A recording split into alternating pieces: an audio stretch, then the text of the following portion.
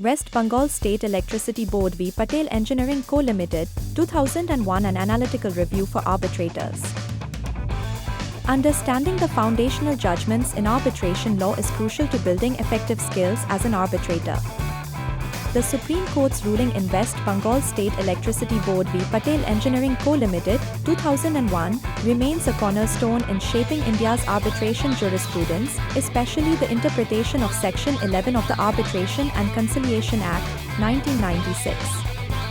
This discussion offers both analytical insights and practical learning opportunities for arbitrators.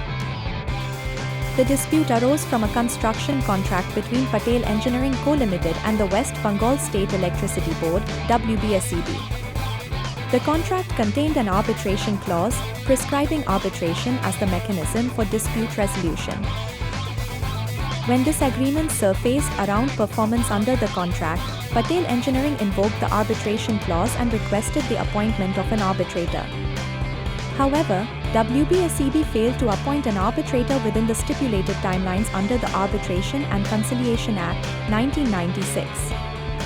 This prompted Patel Engineering to approach the High Court under Section 11(6) of the Act, seeking judicial intervention for appointing an arbitrator. For arbitrators, recognizing these procedural failures emphasizes the importance of adhering to statutory timelines, a critical point of learning. The central issues deliberated in this case provide rich material for arbitration training. Does the Chief Justice, or their designate, perform a judicial function or merely an administrative one when appointing an arbitrator under Section 11 of the Act? Can the legitimacy of an arbitration agreement be scrutinized during proceedings under Section 11?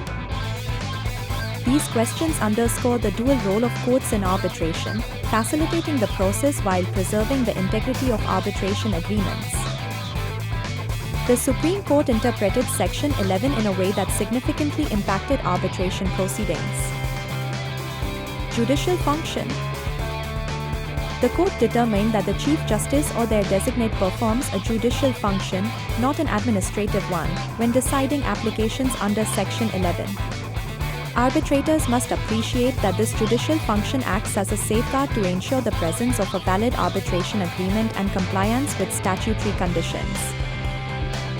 Validity of arbitration agreements. The court emphasized that the Chief Justice can examine the validity of the arbitration agreement at this stage. If the agreement is deemed invalid, the application is dismissed.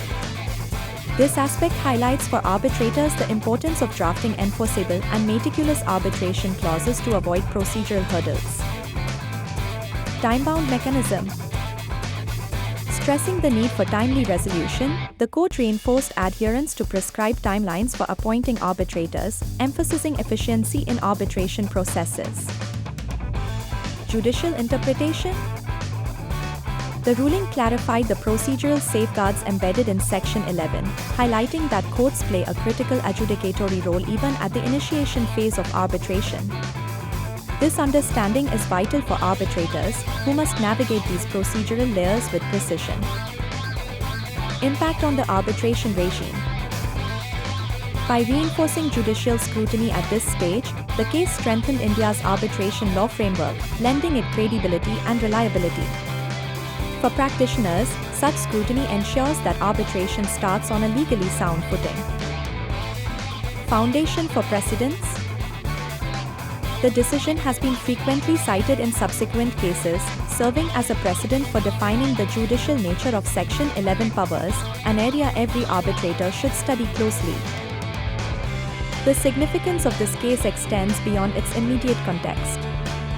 The Arbitration and Conciliation Amendment Act, 2015, by transferring the authority to appoint arbitrators to arbitral institutions, aimed to reduce judicial intervention and further streamline arbitration processes. This development serves as a further evolution in strengthening arbitration systems in India. For arbitrators, this case is more than just a legal milestone. It offers practical lessons on the roles courts and parties play in ensuring the smooth conduct of arbitration. The emphasis on judicial functions, enforceability of arbitration clauses, and time-driven resolutions provides actionable insights into handling disputes effectively. This case serves as an enduring testament to the principles of clarity, procedural integrity, and efficiency, cornerstones of successful arbitration practice. Aspiring and practicing arbitrators alike can leverage these lessons to enhance their competencies in conducting robust and fair arbitral proceedings.